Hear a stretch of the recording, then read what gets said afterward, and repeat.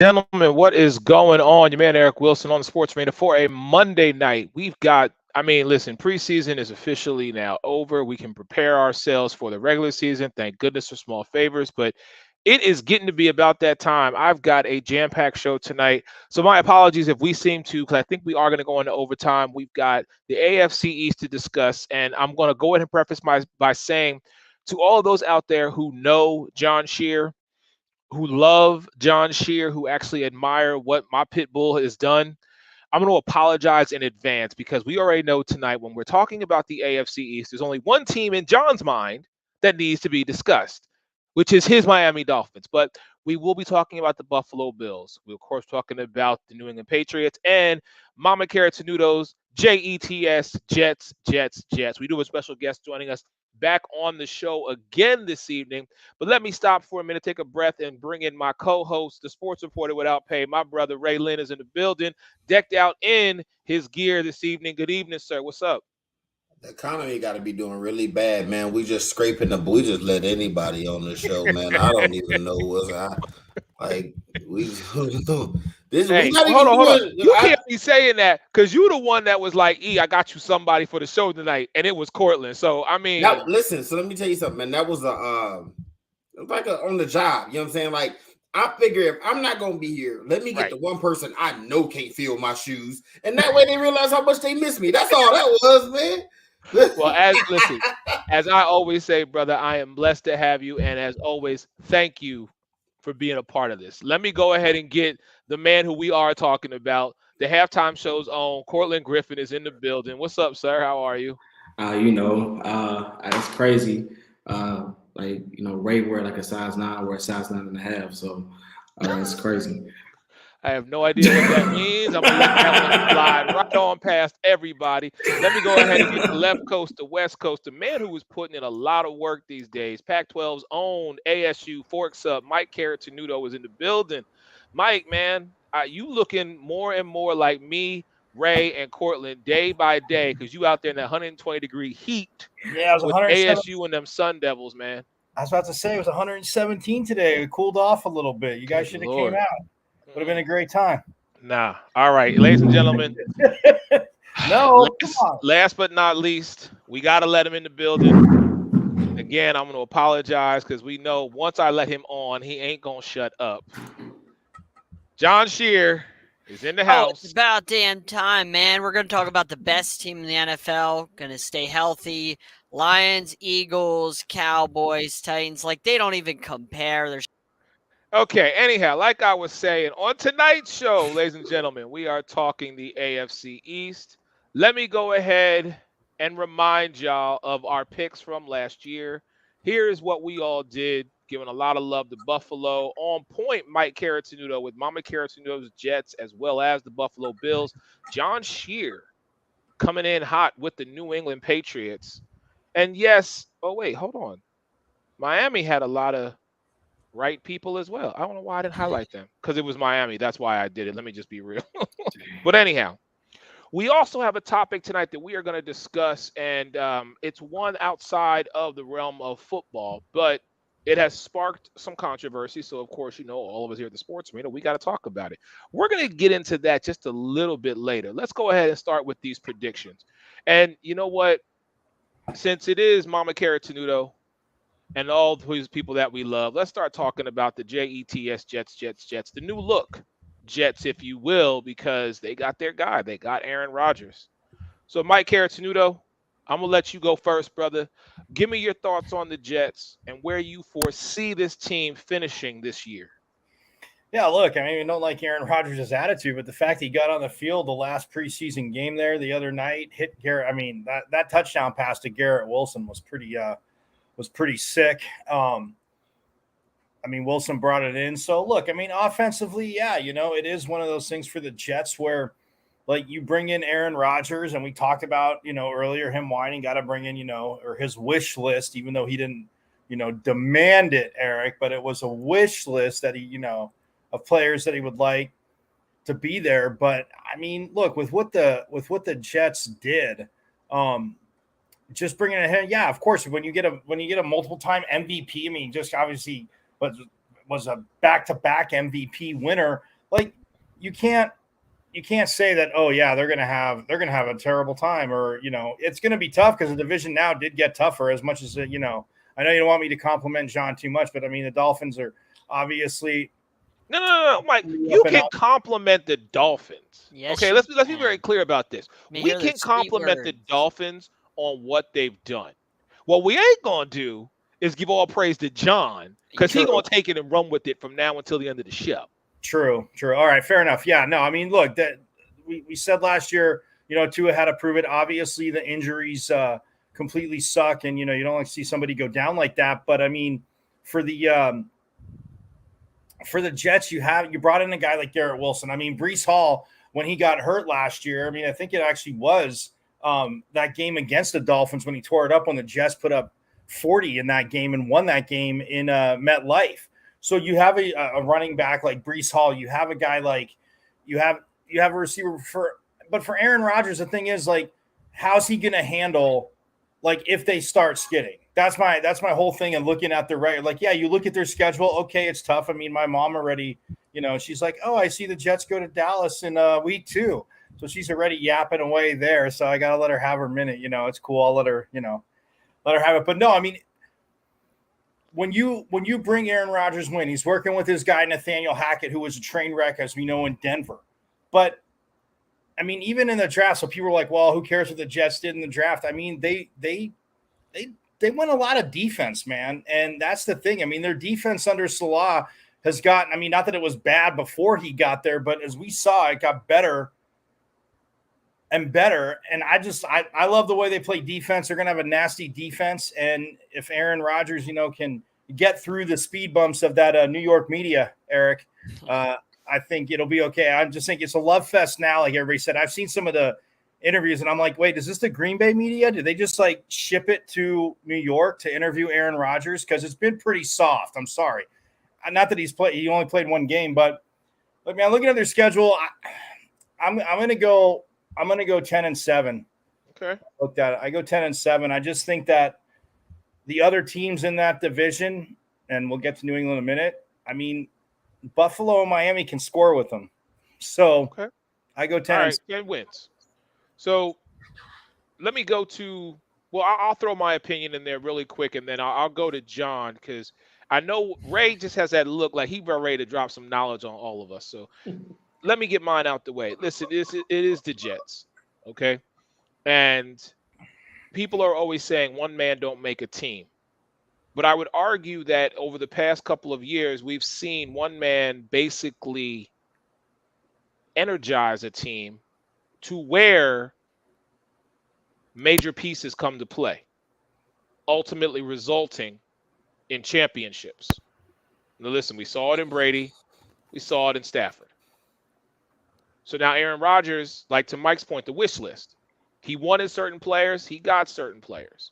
Certain players were like, nah, I'm not going to do that, because they wanted to stay where they were at. As the old saying goes, no pun intended, the grass ain't always greener on the other side. But sometimes you got to check it out for yourself to make sure. When I look at the Jets, yeah, that's 6 weeks. Man, everybody is so concentrated on those first 6 weeks. Who New England plays, where they play, and just the level of, are the Jets going to be able to hang with the first 6 weeks? Because after that, in my opinion, the Jets got it easy. So, I said this when I was traveling. I was talking to some people up in, because I was in NYC, and I said, looking at that schedule, I said, honestly, I can see them with to Mike's point, 10-7, 11-6 record. But I said 11-6, so that's where I'm gonna stick with. And I'm gonna come to John Shear. Yeah, so when I look at this team, they won 7 games last year. I'm not sure how Dalvin Cook fits into their offense, because, again, he's more of an Arian Foster type of runner, Gary Kubiak type of system runner, where he likes to stretch it. He likes to zone read. He doesn't like to run between the tackles. Like, he's not that type of guy that's going to be a bruiser. I think they're going to have to pick up hard, tough yards. I don't like Dalvin Cook is not that guy. He wants to hit the home run. He just hasn't learned that, hey, I just need to get 3 yards in the first down. Like, I've watched him in Minnesota so many times. miss holes or just try and go for the home run ball. And what they're doing with Nathaniel Hackett, at least what he did in Green Bay, that wasn't his style. Dalvin Cook's style is not Nathaniel Hackett's style, the way he ran the ball in Green Bay. So I'm not sure he's going to fit in. Aaron Rodgers he's already, 40 now? He didn't look great last year, and their weapons aren't great to throw to. Aside from Wilson, I don't love their weapons. Like what they have out there, I mean, I don't love Lazard. I don't love all their weapons to throw to. He knows Lazard, but I've never been a big guy on Lazard. And they didn't play Tua at all last year. Remember that. In the 2 games they played Miami, Tua did not play. So the Jets have not gotten to face Miami at their full strength yet. So they do not know what it's like to face Miami when Miami's at full strength. So they're going to have a rude awakening, whenever they go to play Miami. So I just think this is an 8-win team. They won 7 last year, and I don't think Aaron Rodgers adds a whole lot. Their offensive line have a lot of question marks. That's going to be a big issue for them. Is Aaron Rodgers at 40 running for his life? The offensive line isn't great. So I got to go 8 wins. I just think this is like the Broncos last year where they're getting so much hype, and I think they're going to fall flat. 8 wins. All right. Ray, drop some knowledge on me, man. A couple of things, man. I don't know. That might be the most disrespectful thing besides how he talk about Patrick Mahomes to say that Aaron Rodgers doesn't add much from Zach. That's absurd. Not at his age. Man, listen, we've seen the likes of Tom Brady. We've seen the likes of Peyton Manning, Drew Brees. These guys still playing at a very high level. Hell, Aaron Rodgers was just MVP 2 years ago. What are we talking about here? Green Bay was just really bad last year. I will say this. I don't know why Aaron Rodgers gets so much flack for going to a new team and then wanting players, right? Is that not what Brady just did in Tampa Bay? That's exactly what he did. He got there and said, go get Gronk, come out of retirement, go get me AB, go get Leonard Fournette too. Is that not how Stafford just won a title? Mm-hmm. Right? That's what they do. They get these Asian quarterbacks and then they go all in.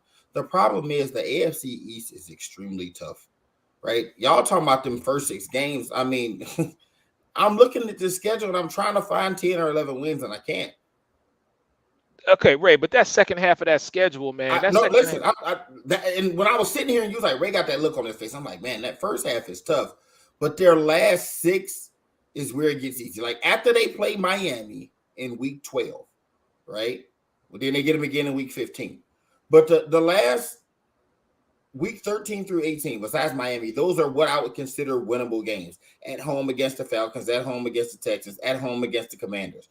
Cleveland on the road is going to be tough, and New England is a toss-up week 18, depending on who's playing and things like that. But, man, they really could be 2-4 or 1-5 after the first 6. Right? They really going to have to weather the storm. Buffalo, Dallas, Kansas City, at Denver. We don't know what that offense is going to look like with Sean Payton. Your Philadelphia Eagles, they could be 1-5 after 6 games while they're figuring things out.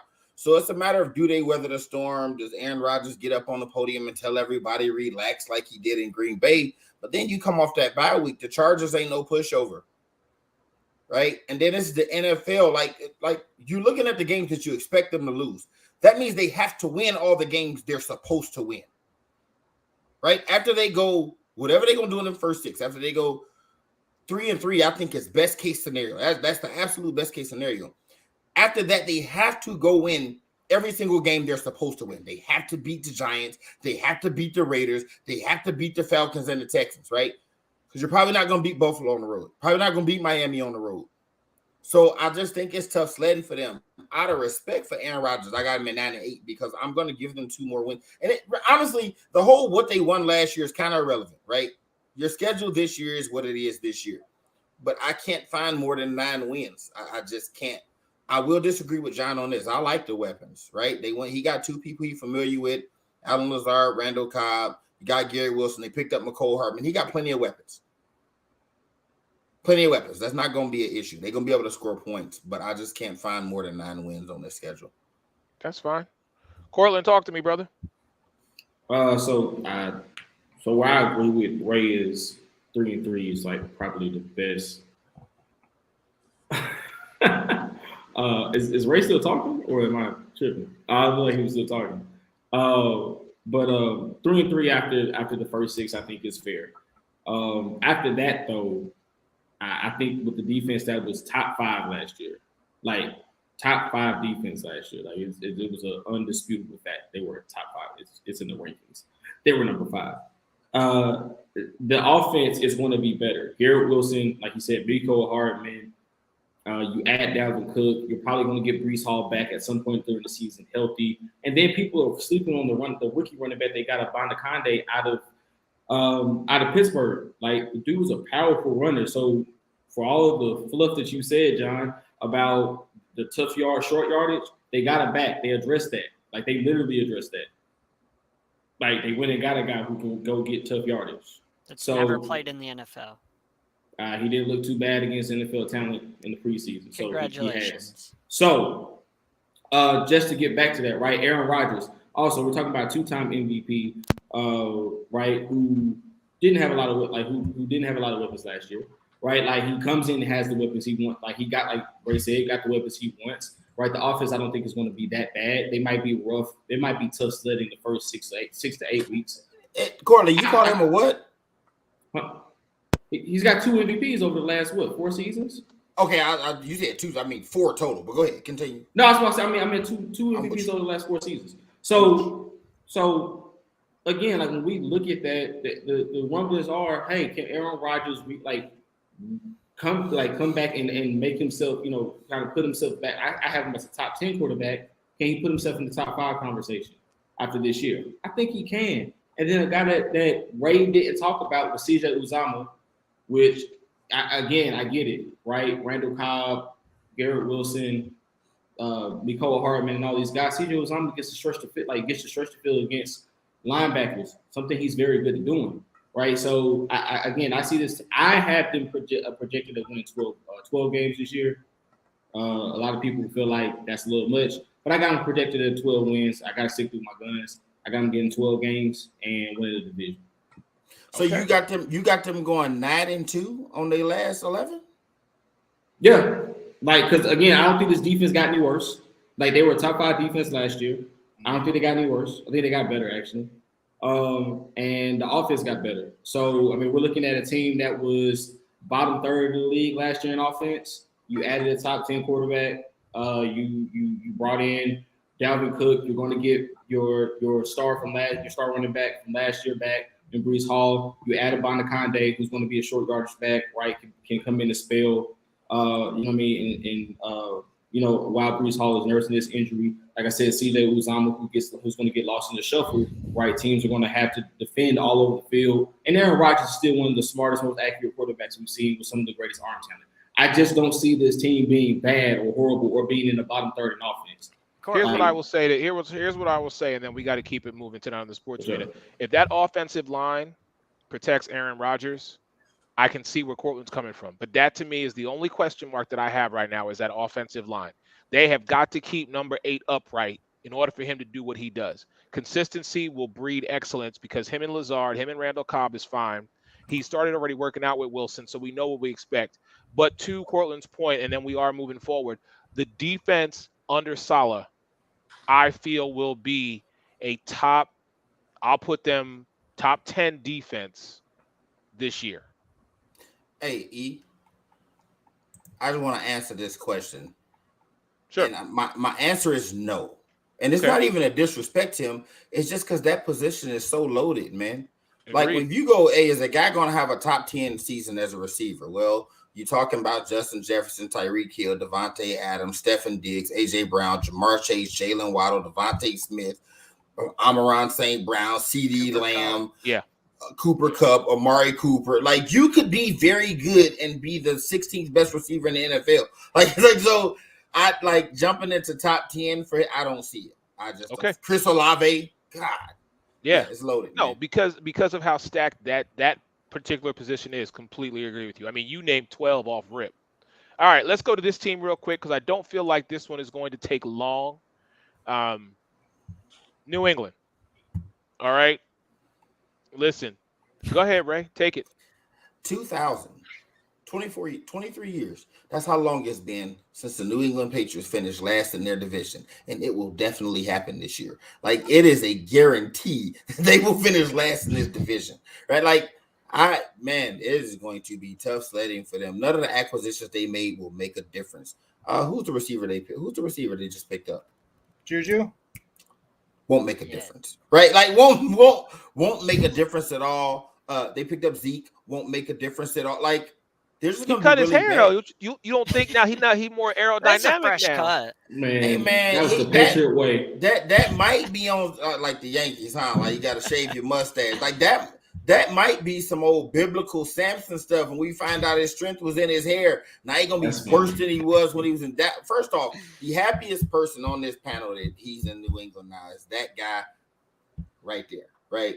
I'm sure he's happy he's gone. Again, man, they get the NFC East, right? They gonna get smoke checked in week 1. Like, they gonna get they boots rocked. Them boys coming off losing in the Super Bowl, they coming out with a point to prove. Like, they're going to smoke check New England. You hear me? Like, it's gonna be bad. It's gonna be Ray, bad. remind me to update your Christmas list later. Listen, man, y'all already know how I do. I tell you, I wear my Lions gear, but I get on here and try and be unbiased. It ain't about just because it's your team. And I think Dallas gonna smoke them too. Like, you talking about tough sledding, they could be 0-5 to start the season. They're not going to beat Philly, not going to beat Miami, at the Jets, at Dallas, and the Saints are a much improved team. Right? Like, I can't find 6 wins on this. I'm looking. They can beat the Colts. They can beat the Commanders. I'm going to say 6-11 out of just same way I show respect to Mike Tomlin every year, right? Out of respect for Bill Belichick, 6-11. But this team is going to be very bad. Very, very bad. Like, Mike, we always, I don't need to carry on with that. They're going to be very, very bad. Mike, talk to me, brother. I mean, it's that schedule is tough sledding. I mean, it's the NFL, but the way it measures out, I mean, you go Kansas City, Denver, and Buffalo Jets the last 4. Look, they actually have an offensive coordinator for Mac Jones. I'll say that. I mean, Bill O'Brien is actually an offensive coordinator.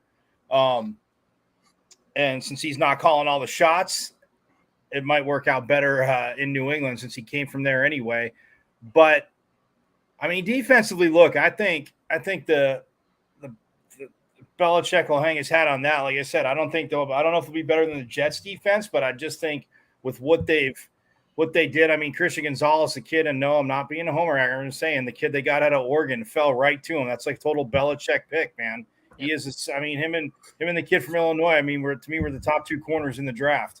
Okay. And of course, Gonzalez falls to Belichick. So yeah, I mean, will they be able to play some defense? Yeah, absolutely. I just don't think.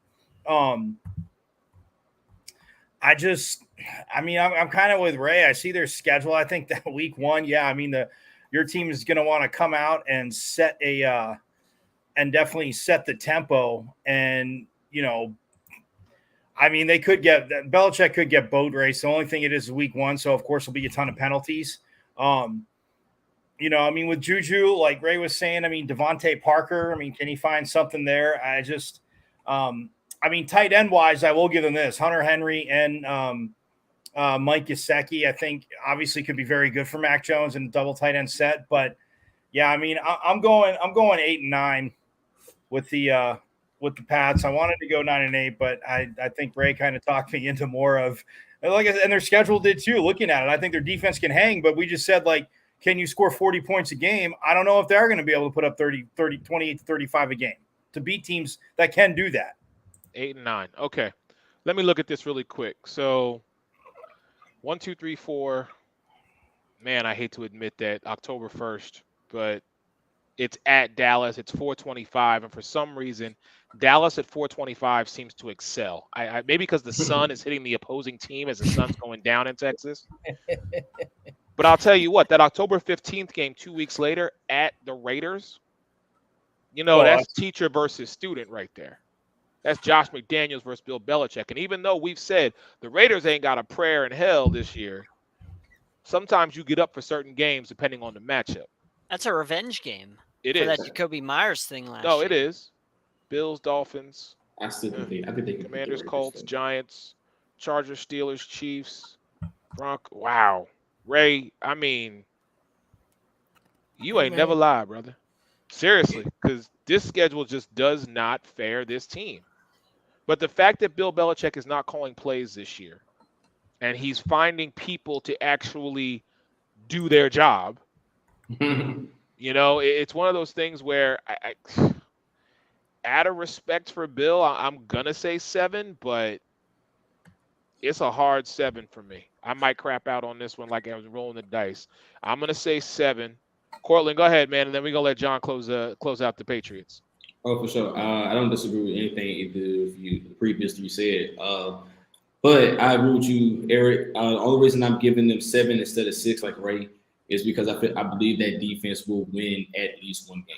Like, I believe that if Bill Belichick will have a Bill Belichick calls the defense amazingly game, and they'll take one game. It'll give them one game, right? So I got him going 7-10. I think Kayshon Boutte is going to be a lot better than out of LSU. Is going to be a lot better than people are giving him credit for. He's the lost man on that roster, right? A guy who had a first-round grade and failed because of some off-the-field stuff and the injury. So I think he's going to be a lot better than people give him credit for.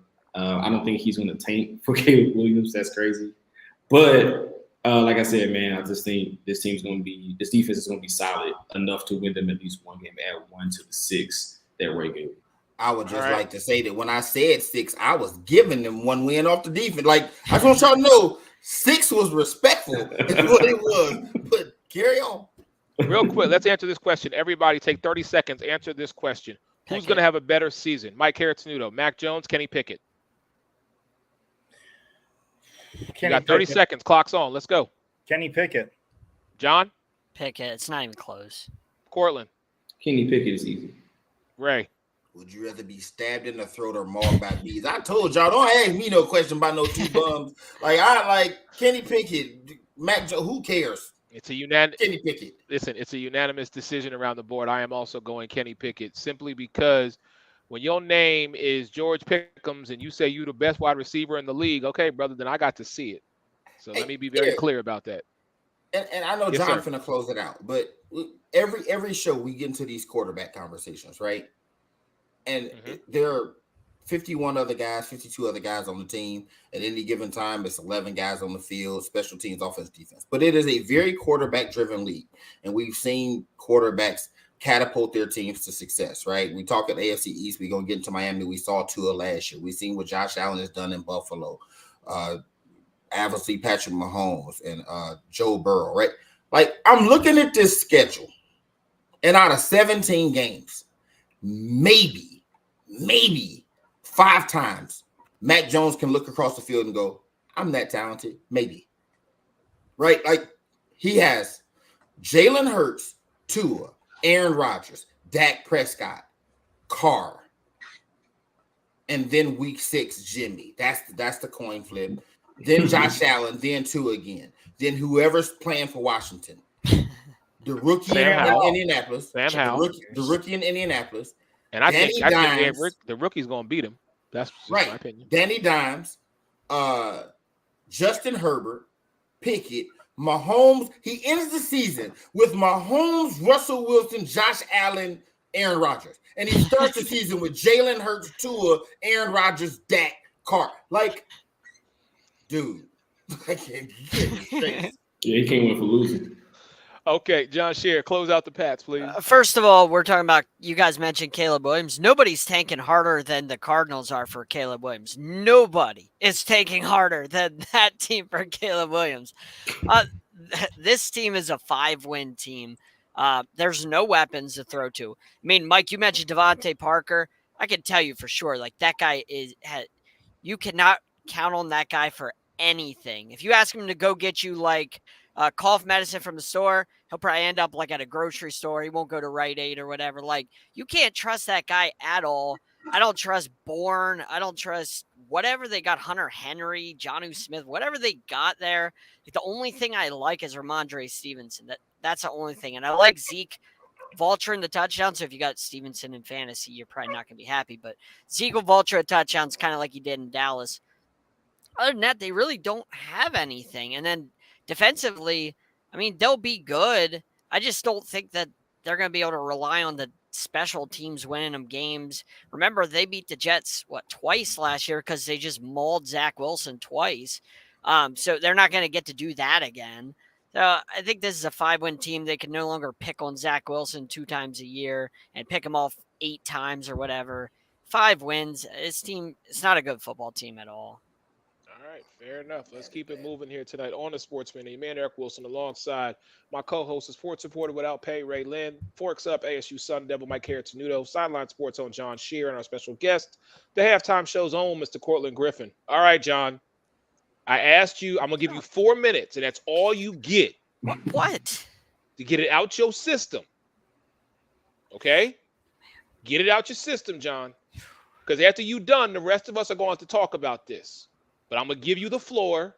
This is your team. The Miami Dolphins, ladies and gentlemen, as I like to do on this show from time to time, this is my brother. I love him to death. I call him my little pit bull because John Shear has more energy than the Energizer Bunny and Usain Bolt put together. Man, you mentioned the Miami Dolphins, and I feel like Shaq before a basketball game just sweating profusely. Okay, well, your time starts, John. Go ahead. Miami Dolphins, it is all you, sir. Look, I mean, Ray mentioned it last year. Tua was really, really good whenever he was healthy. We've seen the jiu-jitsu stuff, and it's looked pretty good in preseason where he's learned how to fall and roll and not land on the back of his head, and that's going to be huge. They like what they got at running back. I don't believe they get Jonathan Taylor. If you guys have paid attention to what they did in the draft with Akane, that guy runs almost as fast as Tyreek Hill and Jalen Waddle. So best of luck covering that. Another speedy running backs that they got. They're all speed. So when you guys mention, you're probably going to mention that they don't have a tight end. Guess what? This offense isn't predicated on the tight end spot. It's not at all like they don't care about the tight end spot. It's not important because they're all speed. They got the chosen one or whatever his name is, Robbie Anderson. He's predicated on speed. So, that's all the offense is speed. And then you got one of the best defensive coordinators we've ever seen, Vic Fangio, running your defense. Last year was Josh Boyer, who was just he just wanted to run cover 0 the entire game, like every game. So now you got Vic Fangio, who's, if you watch any of the press conferences he's been in, he's not giving any of his defensive players love. He's basically telling them, you got to go and earn it to impress me. None of you have impressed me, and you got to go and earn it. And I respect that out of a defensive coordinator coming in and telling the defensive players, I don't care if you're Jalen Ramsey or who you are. You got to impress me if you want to be on this team. So I love their talent on the defense. I love their defensive coordinator. That's all they were missing. They just got to stay healthy along that offensive line. And this is easily a 12-13 win team. Easily. That's when healthy. This team is arguably the best team in football, even better than the Eagles. This is the best team when healthy. There's nobody better. They're better than the Chiefs, better weapons, better defense. Mike McDaniel's in his second year coaching, so he's going to learn from his mistakes. So give me 13 wins, number 1 seed in the AFC easily. So no, let him go. He got his time. He was finishing. I could hear. And 2,000 yards for Tyreek Hill and 1,800. Okay, you just had to, John. I was trying to be nice to you, and then you just had to go and ruin it. Can't believe it. Okay. 2,000 yards for Tyreek Hill isn't out of the question. I'm not okay. All right, Cortland. You wanted this. You specifically asked to come on this show to talk to John after he talked about his Miami Dolphins. So Cortland Griffin, the halftime. Let's go. All right, so let's keep it simple. So he talked a lot about Tua, right? And I get it, jiu-jitsu stuff on the ground. That's all good now. How's that going to help you if you ever get sandwiched, which he could possibly, between 2 defenders? That could possibly happen. You're going up just in his division alone. three very good defensive fronts. Like regardless of what we said about New England, like Matthew Judon is still that dude. Like they still got a fearsome defensive front. Not saying they're going to beat the Dolphins, but they're going to beat up on your quarterback. Like that's the one thing Bill Belichick does, and he does very well. The Jets are very good as well. But I just want to talk about like the thing that you can't really dodge in the NFL. That's injuries. The guy Devin McCain that he talked about, he's hurt.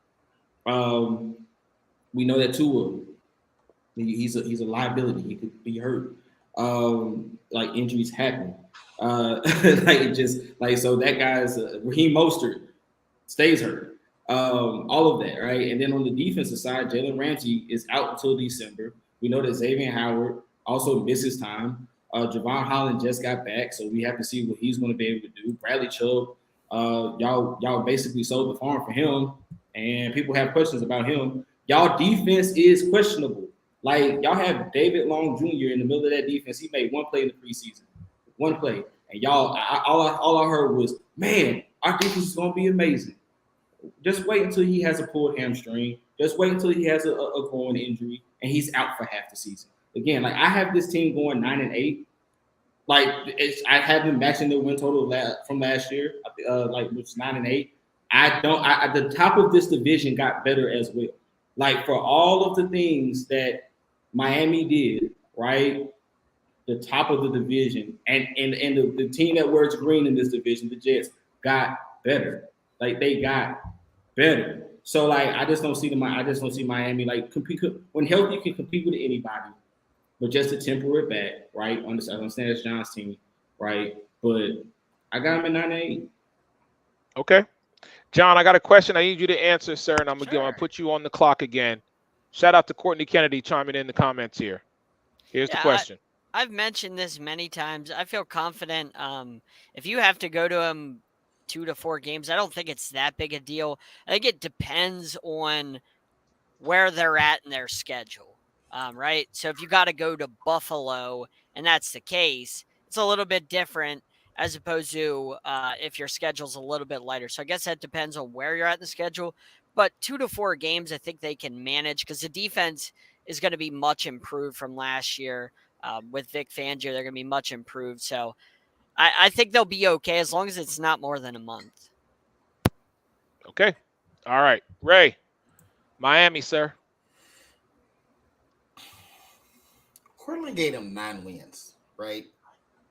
I got 9 sure wins for starters. Like, I'm looking at their schedule.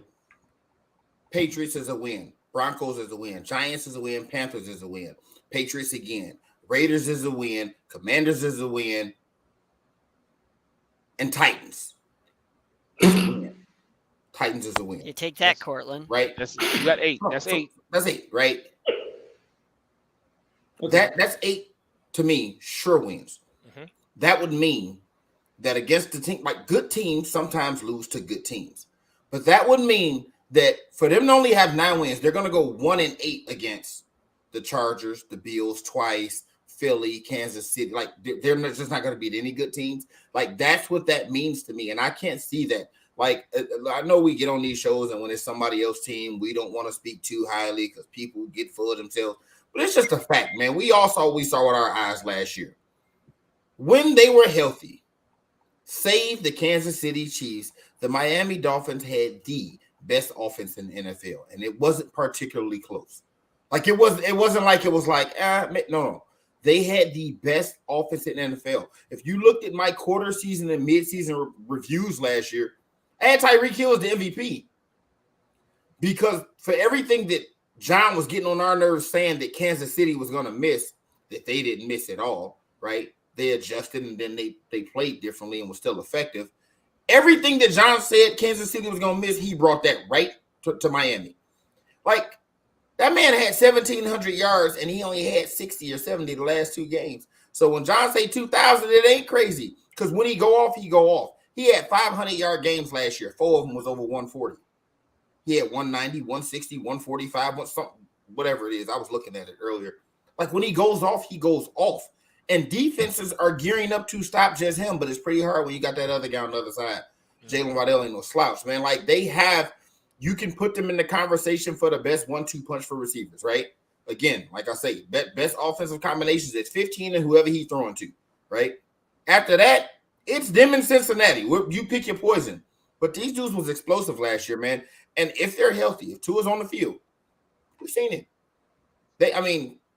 We was talking earlier, we're going to praise Miami for what they did. They won 8 games, right? We know Tua got hurt and all of that, but the facts are the fact. They either went 8-9 or 9-8. They went 9-8. Right? Nothing to write home about, right? 8-5 with Tua on the field, one of which was the game he went out. But this team is tough, man. As long as Tua is playing, and in the games when he came back in between his injuries, he was fearless. Like he was out there balling. Like he has thrust himself into the conversation with those second-tier guys, right? Like you can make a case for him with Justin Herbert, Josh Allen. Tua's that good. He showed us. The numbers don't lie. We can't look at him because it's Tua and go, it doesn't matter. So I have Miami. I'm going to be modest and say 12-5. They very well could be 13-4. Or they're going to be good, man. But to 9 wins, I got 9 gimmies. All right. Fair enough. Let me say this. I know I get on John about this all the time because John loves to, slip my wrist and put salt in my wounds because he knows he's one of the very few people in this industry and in this world who knows how to poke the bear when a bear will actually surface and be like, okay, now you're going to mess with me. You're going to force me to do something ridiculous. But when it comes to Miami, this has nothing to do with John Shear. This is strictly the Miami Dolphins. Everything that Ray said is great, and I will even take what John said and make a point out of it. John said that Miami doesn't care about tight ends. You want to know how much they don't care about tight ends? They sent the Penn State tight end, Mike Gesicki, to a divisional rival. That's how much Miami don't care about the tight end position. Most people, when you trade somebody away, you trade them outside of your division. Why? Because you don't want to see them again. Miami's like, no, New England, you can have him. We don't need him. Go ahead, take him. What you want for him? Give us some cash and we good. That right there says to me 2 things. Number one, Miami and their head coach, Mike McDaniel, apparently knows how to take care of business. And number 2, that's also what scares me about Miami. Because it's one of those things where when you have that sense of bravado, that sense of confidence, that sense of we know who we are and we don't care what the outside world says, that's what makes a team dangerous. Now, we expect that from all 32 teams, but sometimes, the media, social media, the pundits, the journalists, whoever, get into the head of some of these athletes, and then we see the result. Miami ain't like that. Miami is like, okay, all right, we're going to show you. The one thing that I have to put a focus on, an emphasis on, is the fact it is the health of Tua. Listen, he can be as fearless as he wants to be, but I said it last year. I'm going to say it again. At some point, if history, and I don't want it to, but if history should repeat itself, someone needs to save Tua from Tua. So in good conscience, because of my own personal fears for the health and safety of that quarterback, I cannot go more than 10 wins. I can't. Because something inside of me just is like, and John said it, if Tua is going to be out and Mike White steps in, it better be for only 30 days. Take your time, get healthy, and then get yourself back on the field. Because when you are healthy, yes, the Miami Dolphins are a force. They are a team that can contend with others. But they go through their quarterback. I want to see him healthy. And if they go to John's point of 13, to Ray's point of 12, okay. But history is what I am focusing on. And I'm saying I can only give them 10. Mike Caratenuto. Yeah, I mean, look, it does come down to Tua's health. And I saw this one right here, and it says that, I mean, it's a good point by James, but good defenses will copy what the Chargers and Niners did to them last season, slow them down when Tua's behind center. Great point, James. But as we all know, Eric, not everybody has the Niners defense, and the Chargers defense got banged up the second half of the season. So not everybody has the Niners personnel on defense. And as much as it makes me want to vomit to say that, probably the best defense in the league right now. But as for the Dolphins, I look at their schedule. I look at the one, I'm just going to get out of the way right now. They're not winning Christmas Eve. So that's fine. Bring it on. That being said, they're not winning Christmas Eve, but like that Ravens game, I can't believe that Ravens game isn't earlier, Eric, because of the meltdown that the Ravens had. I mean, they were whooping their That was crazy. butts for 300. Exactly. I think of that game, and I knew they were going to play each other again this year. And like that Ravens game in week 17, the fact that it's that late, like, I mean, that's just total revenge. I mean, I'm sure. Yeah, I know. We all know coach speak, player speak, 1 week at a time. But yeah, week 17, New Year's Eve, after they host Dallas and get smacked, then they're going to go to Baltimore. I just don't see Baltimore blowing a lead like that again. Yeah, we'll see where everybody is injury wise. It's late in the season, but I mean, look, the parts they added. I know Jalen Ramsey's going to be out till at least October. Is that right, John? Yeah, he might be back then. Yeah. Okay, he was off crutches after like a week. So yeah. Right. So maybe end of September, but I mean that's a part of the season you don't need to rush Jalen Ramsey back for. That's a huge pickup for him defensively, because that's the one thing I will say. Like, they flashed last year, even obviously when Tua was playing, they're putting up points. They flashed at times, but there are other times defensively I'm like, you can have them. And yeah, like I said, to James's point, the Chargers and the Niners, like, they did some stuff, but the Niners are going to slow a lot of people down. So for Tua, yeah, I mean, it's all about, people say jujitsu. I know I heard some people say, oh, he just spent the offseason learning how to fall. Well, I don't care. I mean, again, they're not making fun of his injuries, but learn how to fall, whatever. But when you look at the schedule, I'm kind of with Ray. I see wins, but like the part of the schedule, I mean, when you're playing teams later, of course it goes to everybody. What are your injuries at? And yeah, I'm with you guys on Mike White too. I mean, yes, if it's just, 3 games, okay, you can live with that because you have weapons around him. You can tweak the way you call the offense to get your playmakers the ball. So look, will they be better if he's there for all 17 games? 100% yes. But with that schedule, I mean, I'm going 10-7. Okay. All right, let's get to our last team here, and it is the Buffalo Bills, a team that I have said over the last few seasons. Josh Allen, who got Diggs? Y'all have been my representative to represent the AFC in the Super Bowl, and it still has not come to fruition. So I'm not going to do a rant like I need to do on my Buffalo Bills, because they are my AFC team. Everybody knows it. Wow, living with the Jets fans. Not the two-teamers. Why are you throwing a flag at me? I didn't throw it, but you live with the Jets fans. I wasn't talking to you, Mike. I knew who threw the flag. Why are you throwing the flag at me? Did you just take ownership of the Buffalo Bills? Did you say my? Is that what you said? Yes, sir. That's what I said. I said they are my AFC team. Yes. He definitely threw mine. I did.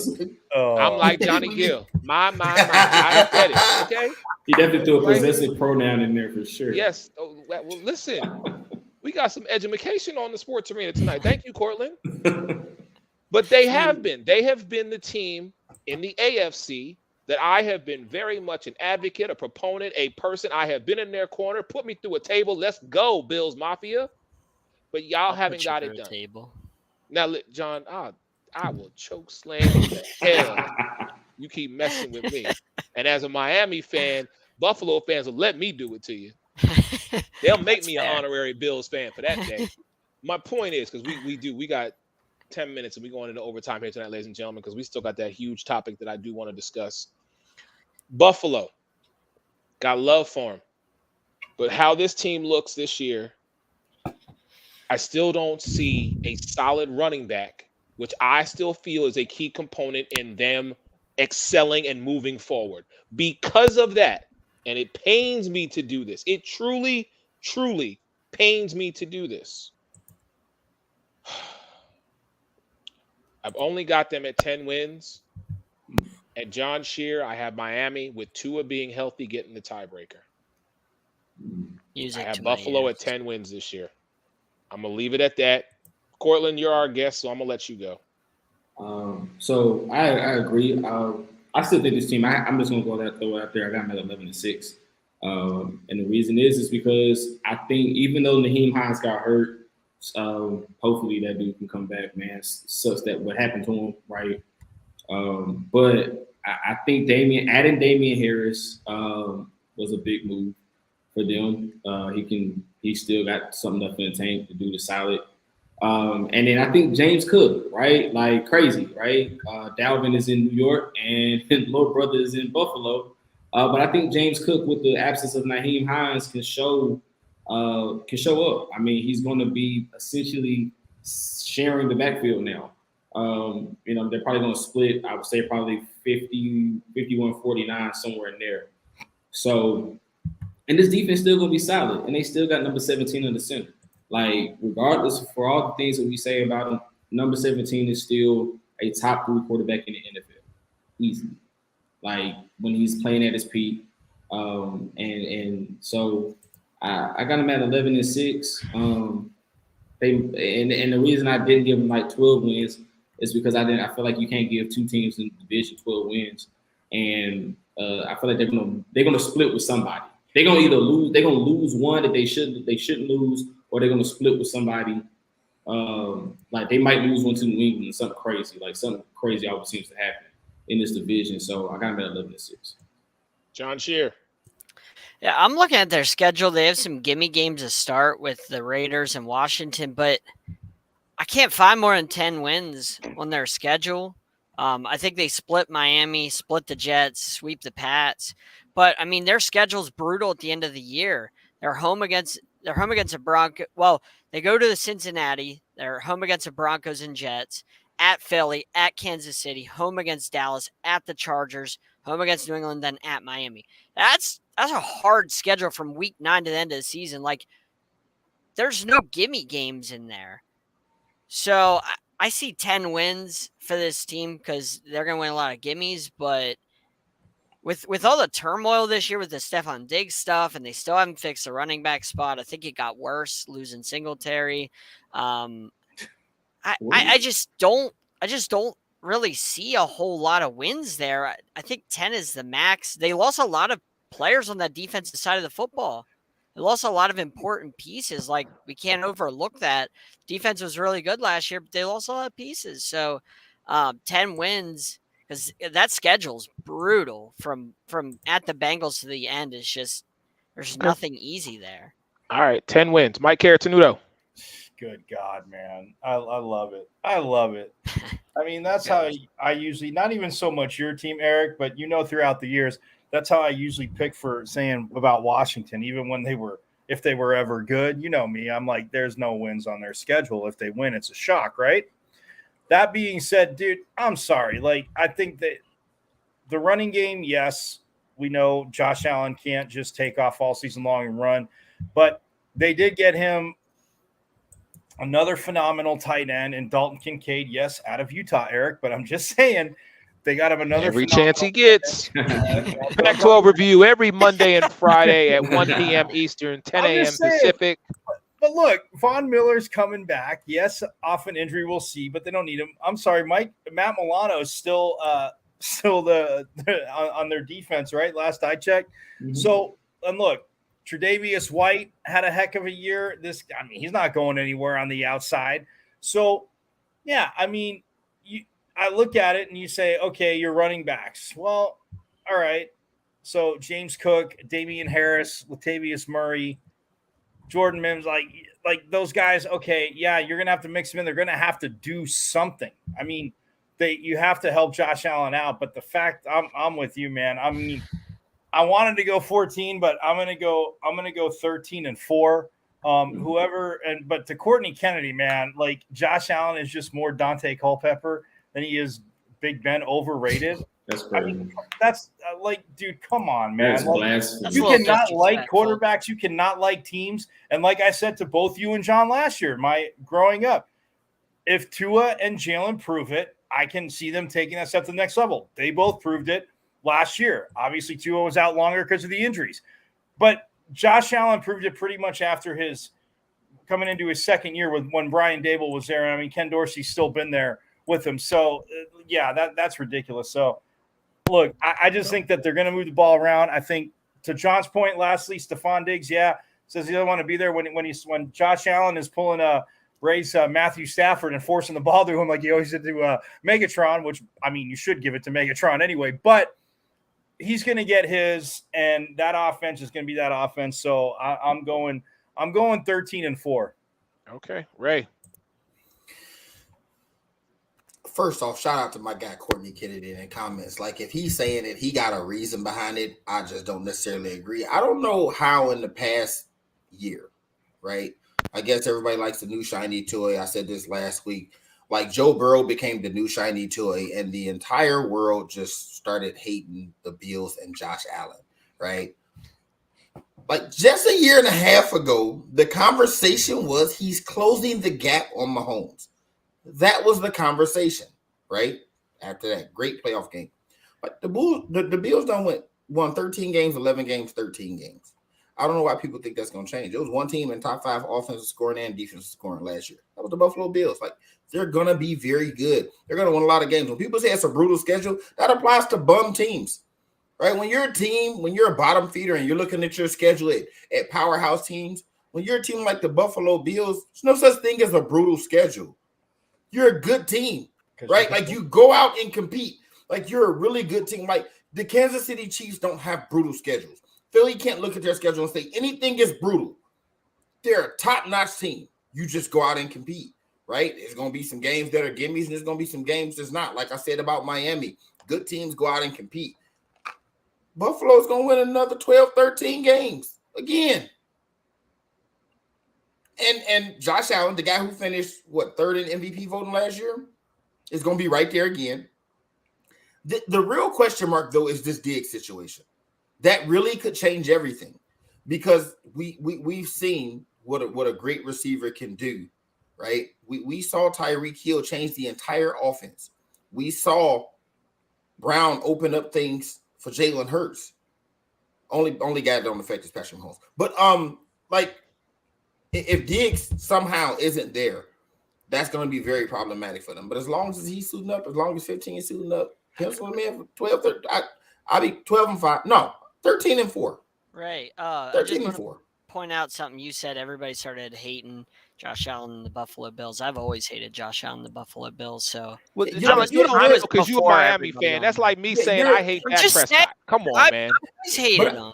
I mean, from the standpoint of Josh Allen was this close to becoming the media's favorite because of that coin flip. Because everybody looked at that game and felt like he played good enough to win, and it didn't go his way.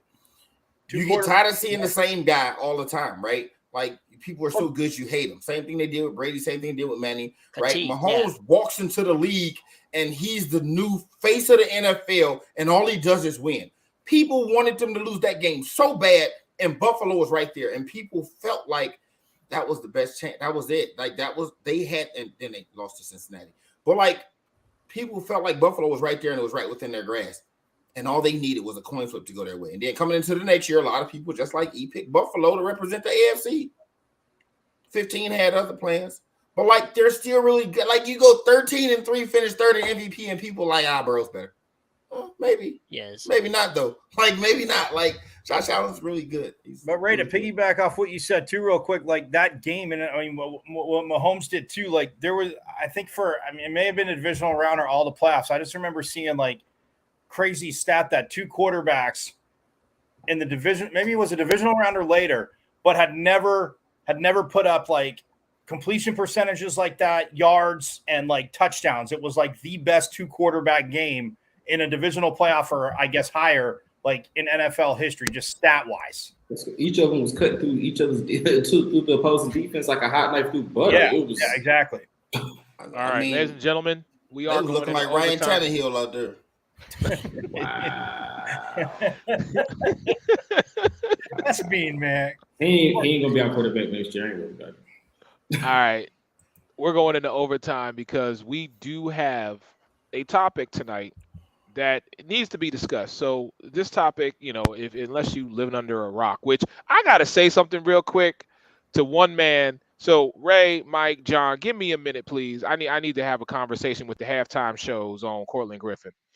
Sir, I'm gonna say this to you. Yes, I need to have a conversation with you, and I need to make sure you see me when I say this. For sure.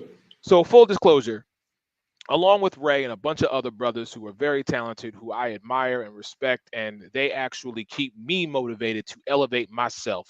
That's what we do. It's a band of brothers. We continually elevate each other. But this man right here, Cortland Griffin, when he gets in this chat, Cortland just has his knowledge and he goes off and he's talking, he's doing this, he's doing that. And I'm looking at this chat and I'm saying to myself, why are you wasting all of this on us? And no disrespect to us because we appreciate it, but your voice needs to be heard. So while I got you on my show, I'm going to let you know face to face, man to man, Cortland Griffin, if you and Mike Patton and others in that group, and they know who they are, continually keep just giving dimes in the chat, I'm going to create a show called 3 Days Ago. And I'm going to take all y'all's material and I'm going to put it on social media. I'm going to give y'all 72 hours to put it on social media for the world to hear. Because if you don't, I'm telling you right now, I'm going to create a show. I'm going to call it 3 Days Ago. And I'm going to steal y'all's material and I'm going to elevate myself. I had to let y'all know because y'all be killing me. Y'all be dropping gems, dimes, just so much information. It ain't got to be about the Titans. It could be about anything. And I'm just like, why y'all wasting this on? Put it out there, man. Your voice needs to be heard. Stop it. Because I got love for y'all. But I had to get that out the way. Let's do it, Mike P. Eric, I had to, yes, sir. Cortland be doing what? He be dropping dimes, though. Ray, you can't. You need to cut it out. I feel like he had that in the tuck and was like, I'm gonna wait. Oh, he was waiting on that. That's what Ray do. I'll say Cortland drops dimes, but Mike Patton needs to get educated about some stuff, Cortland. But you drop dimes. Anyhow, we going to overtime because of this right here. And wait, what I do right here? Because of this. All right. So there's an Olympian out there. Noah, I please forgive me. Like Noah Lyles.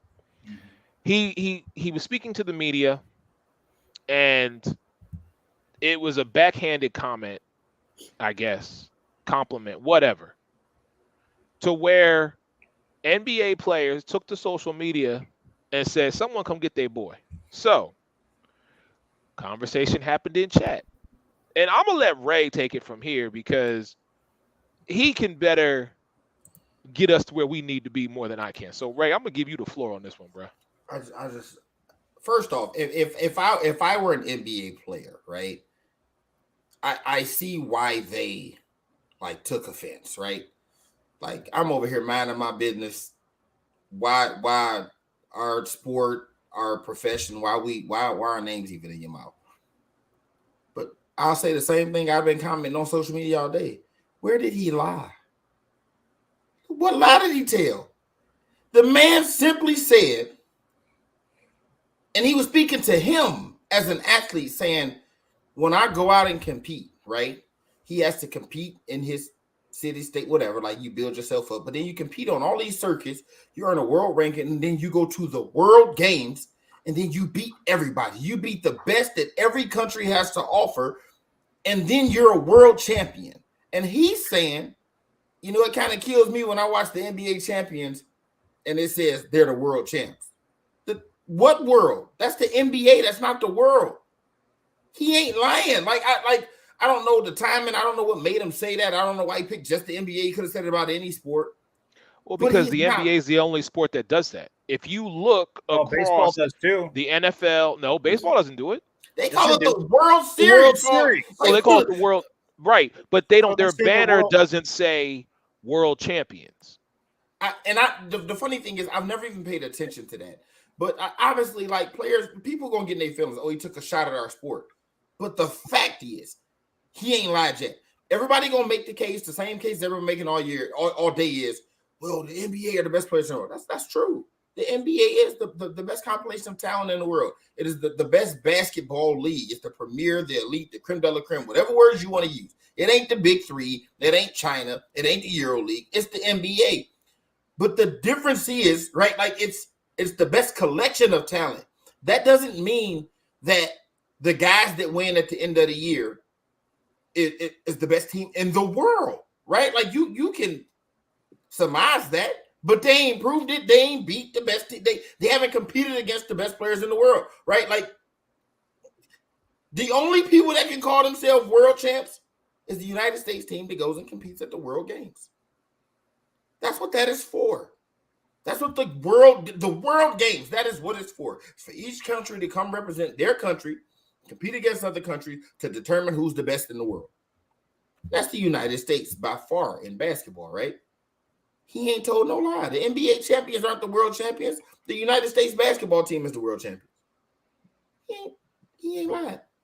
Yeah, I mean, my one of my uncles that used to say us all the time. He goes, because he would, to the point with baseball, Eric, he'd say like World Series and be like, oh, world champs, like, you know, New York Yankees, Mets, Phillies, whatever. Like, and he would always get a shot. I'm like, why? I'm like, he's like, did they beat everybody? Like every other country, they go to the Olympics. So that's my point. Like when you say Olympics, or if you go, like Ray said, World Games, the World Cup, like you're literally competing against the best teams in the world. So yeah, I think when he said NBA, he could have said MLB too. So I don't think he was personally like hating on basketball, but yeah, if there was some tournament like after the finals, like yeah, if every nation had a thing and you just sent like, you know, the top, you know, whatever, 8 and whoever made it, and then after the finals you did that, then yeah, but he didn't lie. I mean, that's the whole thing. I'm like, okay, so let me look at it. Tell me something he said that was a lie. Like when you win the World Cup, you can say you're world champs. When you win a gold medal, you're a world champion. You whooped everybody in the world. Okay, so let me push back just a little bit here on this one. Oh, come on. So, given what you have just said, Mike, okay, the current NBA champions are the Denver Nuggets. Mm-hmm. All right. Do you feel that if they are to be the best in the world, that the Denver Nuggets should go play then in the World Games, where you have players from different nationalities who want to represent their country, right? But now you're basically saying to them, to be the best in the world, you won this here. Now you got to go here, remain as the unit that you are, and win now the next. Okay. Because do you really think that these players are then going to be like, hell no, you know, because we're saying, I'm sorry? I was going to say, hell no, because it's not in their contracts and they're not getting paid for it. But so many, like to Ray's point though, like, yes, you can say like it is the best, it is the top league in the world because the last 5 MVPs have been international guys, not American players, have been international dudes. Last 5 MVPs. So yeah, to that point, I'm just saying like you're reaching, but well, no, okay, last 5 years. Go ahead. Last 5 seasons. Our last 5 people, last 5 years. Go ahead. Yeah, the last 5 seasons. It's been. I looked it up when we talked about when Eric sent the message today. So the last 5 seasons, it's been an international player. It's been the NBA MVP. So to your point, Eric, you kind of answer the question there. Like, yes, they're on another team. They're of another nationality. So obviously, you know, the Joker's not going to be playing for the Nuggets because he's not. That's what I'm just saying. But all he's saying is like, if he would have said baseball, I think it just would have got looked over because people would have been like, whatever. Like some people may have taken offense, but it wouldn't have gotten, I think, that much ire from that because he's just saying that like so many. He picked at the NBA, so of course I'm with Ray. Guys are going to fire back. But to answer your question, like, yeah, okay, look at it like this. You know, I love soccer. I grew up playing it.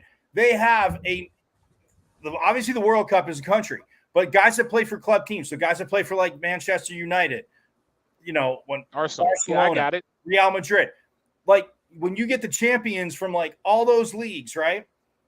There's still another tournament of the champions, and then like in I think it's December or January, there's a spot, but like the 2 club teams that made it from the year before that made it through the thing that were tops in their league play. So they could say like they're international world club champions. Cause that's for that's for all top leagues. So like the top league. So even the MLS team who wins it would be in it, but that's That's all he's saying. And obviously, yeah, we know track is more watched in Europe than it is here and at the Olympics. I'm just saying he went after basketball players and they're going to fire back because, and some of the firebacks I saw, it's right. Like Ray said, like it is the best players in the, like it became a huge international game, as we all know, the best players in the world. Like I said, the last 5 MVPs have gone to international players. So yes, you could look at it and say if the Denver Nuggets went and took on the top Euro club team, the top Asian club team, if it was something after that, do I think they would have won? Yes. Is it in their contracts? Does anybody want to really play that much extra when their offseason is that short anyway? Probably not. But to say you're the best in the world, should you not play the best? Oh, 100%. But like Ray said, that's an Olympic thing. When they play the World Games, like. Well, we don't even send our best to the Olympics every year. Well, they choose not to go. We do. Okay. But they choose not to go. Mike, exactly my point. Some choose not to go. Some that's do. Fine, but that's my point right there. If you're going to be the best in the world, then you send your best, and we don't even do that. Well, some go. Durant went to the last Olympics, right? Mike, I'm going to tell you right now. If we're talking about the best in the world, right? Then in my opinion, Steph Curry, LeBron James, Kevin Durant, Giannis Antetokounmpo. Well, he's not from here, but Giannis Antetokounmpo, and you can pick your fifth, should always be represented in the Olympic/World Games. Definitely Jimmy Butler. Oh, God. Okay. I don't care. But that's what I'm saying to you. If we're going to say that we are the best in the world, then our best need to go and play in this. Not saying they haven't. Right. But I'm saying some consistently. Right. Ever since 92, when everybody else is like, well, college kids can't be pros and this and that. Well, all right. So now you send pros, and it's been like that in the Olympics and the whole, obviously, Dream Team, and then the whole thing on Netflix, the Redeem Team. I'm with you, Eric. I'm just saying, like, when somebody that has made their career and living in track, they go to Europe. It's on anything you said, the European circuit is huge. So yeah, he's competing against them. But when you get to that level, when you go to the World Games and that, he said the NBA. He did, like Ray said, he didn't say that the I'm not USA saying what the brother said was wrong. Please understand me. No, I know. I'm not saying that. Right. I feel that when my uncle said as I got older, I just said, yeah, it's kind of funny because like you say you're world champs, and that was before the game was international. So Lyles would have had a bigger point, 25, 30 years ago. But he wasn't alive 25, 30 years ago. Right, John, Cortland, get in on this, and then we're gonna let Ray close it out. Go ahead, Cortland. When Noah Lyles said this, I just did a simple Google search. I said, why are the NBA champions called world champs? First thing popped up. They genuinely believe the NBA winner is a world champion because the league has the world's best players, not because different nations play for it.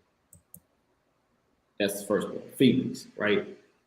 We feel like we genuinely have the best league in the world, right? Like there's no barometer for that outside of we have the best compilation of talent to Ray's point. There's no barometer, right? The CBA's champion ain't coming to the NBA, right? There's no CBA gets the the worst NBA team bumps out, the best in the CBA champion moves in, right? There isn't the Euro League champ comes and plays the NBA champ, and then they go head to head. So now it's there's no tournament to determine that. So it's a feeling. And then I want to just look up who has the most FIBA World Cup World Cup wins. And so I searched it. United States is tied with Yugoslavia for 5 apiece. Yep. Like 5 apiece. And I think FIBA, Ray, correct me if I'm wrong, played every 2 years. I want you to finish your point before I. But my point is that Noah Lyles he didn't lie.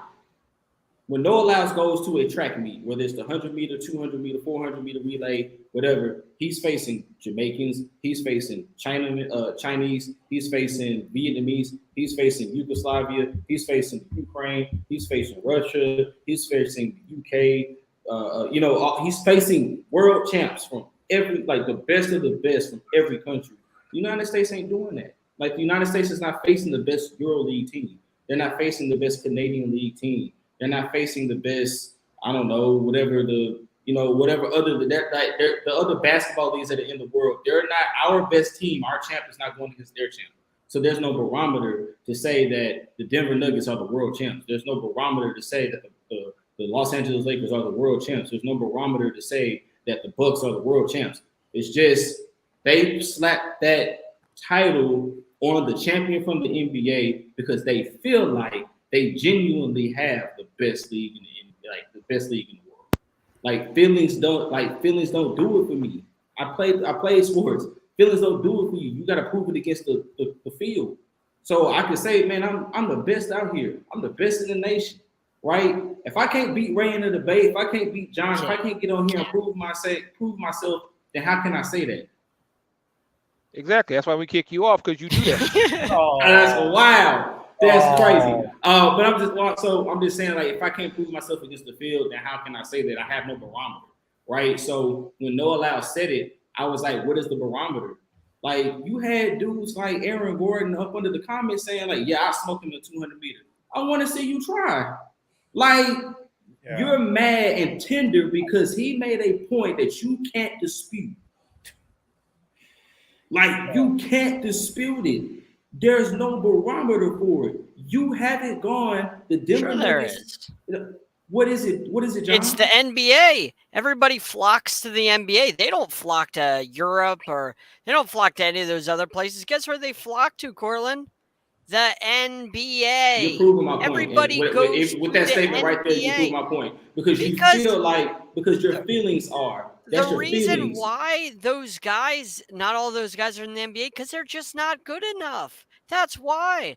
There's a reason why it's the best. So that's why the NBA. So that's why the NBA also goes and poaches the EuroLeague. That's why the NBA also goes and like the NBA goes and gets talent from these other leagues of these guys that have been playing and dominate.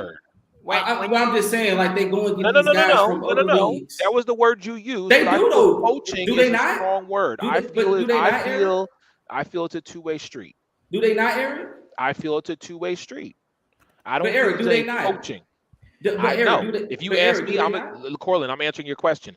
No, I feel it is a two-way street. I feel that there are certain NBA players who go to the EuroLeague, develop themselves, and then come back to the NBA or get another shot in the NBA. But I also feel that the EuroLeague guys want to play in the NBA because they've seen people from their own country go and have success in the NBA. So I feel it is both ways. I'm gonna end it here. Ricky Rubio was over there playing against Roman at 14 years old, was over there cooking the league. Luka Doncic was over there as a 16-year-old kid cooking the league. Like, you can name some of the guys that have come from of European descent that have come over to America and were playing as teenagers, preteens and teenagers against grown men and putting up numbers that would have put them in the top, arguably 40 players in the NBA. Like, did they come over here to the league and everybody's like, man, they got such a polished game? No, man, like to Mike's point, the last 5 MVPs have been of foreign descent. When you hear like that tells you something. Like that shows me that, okay, like, this is the world. This is a worldwide game. This is a worldwide stage, an international game. And Noah pointed out something that now kind of put a magnifying glass on the NBA. Hey, show up. So okay, let me ask you this really quick, and then Ray, I promise I'm gonna get to you. So let me ask you this, because you used the word poaching, okay? And I'm not a fan of that term. You could have chose anything, but that was the word you chose, and that was your choice, and that's fine. But let me put it to you like this: 5 years ago, 3 years. Let's go back. I'll go back 3 years ago, when this show finally took on a life of its own. You know what I mean? Mm-hmm. I had my boy Mike with me. Out of everybody on this screen right now, Mike was the only person 3 years ago who was rocking with me. Okay? In 3 years' time, John Shear has jumped on this show, made this show better. The sports reporter without pay debated me on some WNBA mess, and look at where him and I are at today. That's my brother from another mother. Cortland, we talked to you at the Black Sport. I've known you less than 2 years. and you have become a staple on this show. Did I poach y'all? Did I poach y'all? I would, but that's Did not I? the Did I? same Yes or thing, no? 'cause I'm Answer not, the question. I'm not Did under I poach contract with the y'all? sports arena. I'm not under contract with the sports arena. You're not. But you still jump on this show. You still want to be a part of it? Yes or no? Yeah, I support y'all. Okay. Just like I support you. So that's what I'm saying to you. It's not But a that's poach. not the same thing. You Like recognize we're talking about a league. talent. So then what do? You work with them. Right, but I also know that NBA owners are going over to the Euro League and saying that 16, 17, 14-year-old kid, I'm watching him for the next 4 years, Okay. 5 years, and then I'm It's going to called go scouting. and draft him. I'm going to go and draft him from his league to come over here and play in my league. It's called We're not scouting. sending NBA players to go play in the Euro League. Hold on, Cortland. Let me ask you this. The Euro League is not drafting NBA players. Okay. So when you see Steve Francis or Dwight Howard or one of those guys go over to Taiwan or whatever it is, and they put up big numbers, do you care about that? No. You don't give a damn about that because it doesn't matter. Did I name They the go over Chinese basketball league? They put stats up in Taiwan, and none of us give a damn. But they put up them same stats. If he puts up 38 points and 20 rebounds over here, guess what? That's a big deal. He puts it up over there, like nobody cares. Okay. Because when you All right. go We over got to there, close it's this like out one of the tonight. minor leagues. Oh no way. To be continued. We got to Bro, close let- this out bro, tonight. let I Ray promised close it out, Ray I'm bro. going to give him the last word. No, everything been said, man. It's funny. Like I'm actually, I agree with Cortland, but like the argument he's making almost argues in the opposite, right? Because if you make the argument that these international MVPs and we're poaching players from over there, then you kind of making the case that the NBA represents the world. Like when you put it in that context, but for me, again, if everybody from the low, because you have bums, you ever watch a race in the Olympics and you go, wow, like that person had no business there, but that was the best that country had to offer, right? So the NBA represents the cream of the crop, right? The tip top talent, like the best players, but it's still not it's not a thing where everybody has the opportunity to compete, and then you can definitively say that the person that comes out on top is the best in the world. No, there are 30 teams. Like we all know of somebody, right, in our neighborhood, in our schools, or wherever that didn't make it for whatever reason, didn't have the opportunity, wasn't in the right place, didn't have the right people talking to them, right? I've played against guys. A lot of people don't know. Like I played high school ball, man. He became an all-time great Hall of Fame NFL tight end. Antonio Gates was better in basketball than he was in football. He didn't start playing football until after college, right? But he never made it to the league. And he was great in high school. Great. So when you look at something like the NBA, you go, okay, like only certain people make it, and it's usually the best of the best, but it just doesn't represent the entire world. It's just like that. It's 30 teams. It's a limited field, right? Like, and until there's some kind of competition, which is the Olympics, where you say, hey, we're going to bring everybody together, and everybody from across the nation is going to compete for this title, be it like you say, the World Cup in soccer, or the FIBA championships, or the World Games. That's when that is. Just like a Simone Biles saying she's the best in the world. How can she say that? Because she's went to the stage where the entire world competes and she's beat everybody. Noah Lyles can say that because he's competed on the stage where the entire world is competing and he's won. Sha'Carri Richardson. Shout out to her, right? Shout out to Sha'Carri Richardson, right? Left there with 2 golds and a bronze. When you competed on that stage, you can say that. I get the argument that you can say, I competed in the NBA against the very best players in the world and I came out on top. I'm the best in the world. That's cool. You're just not world champions. You can feel that you're the best in the world. But that designation of world champions, you didn't compete on a stage where the entire world was competing against each other. You competed in a league of 30 teams and you came out on top. Well, then you gotta get every guy in the entire world. Then you got to get every guy in the entire world to be able to compete on that stage, because there's guys out there, I'm sure, that, like you said, are extremely talented that we don't know about. So if you're going to go down that rabbit hole, wasn't saying every guy. He's no.